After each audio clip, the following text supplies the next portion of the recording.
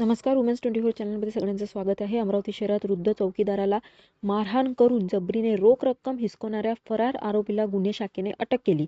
1 जुलै रोजी पहाटे 2च्या सुमारास फ्रेझरपुरा पोलीस ठाण्याच्या हद्दीतील मंगलधाम कॉलनी परिसरात चौकीदार म्हणून काम करणारे 72 वर्षीय देवनारायण शिवचरण पांडे हे झोपेत असताना श्रवण बनारसे व त्यांच्या 3 साथीदारांनी त्यांच्यावर हल्ला केला.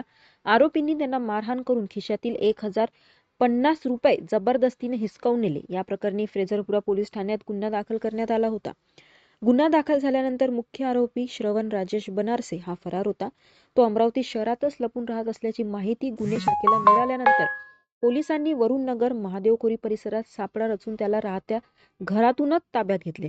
अटक करण्यात आलेला आरोपी श्रवण राजेश बनारसे वय वर्ष 18 राहणार वरुणनगर महादेवखोरी अमरावती असा असून पुढील तपासासाठी त्याला फ्रेझरपुरा पोलिसांच्या ताब्यात देण्यात आले.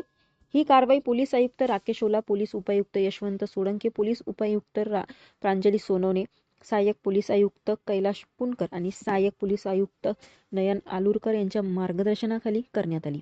कारवाईत पोलीस निरीक्षक दिनेश दहातोंडे, सहाय्यक पोलीस निरीक्षक मनीष वाकोडे, दशरथ आडे, उपनिरीक्षक फिरोज खान, हवालदार मंगेश लोखंडे, संभाजी केंद्रे, पोलीस नाईक सचिन भोयर, पोलीस अंमलदार रणजित गावंडे, सागर ठाकरे, हरीश मोहरी, निखिल गिनाम, सूरज चव्हाण, चालक चेतन शर्मा आणि प्रभात पोकळे यांचा सहभाग घेतला.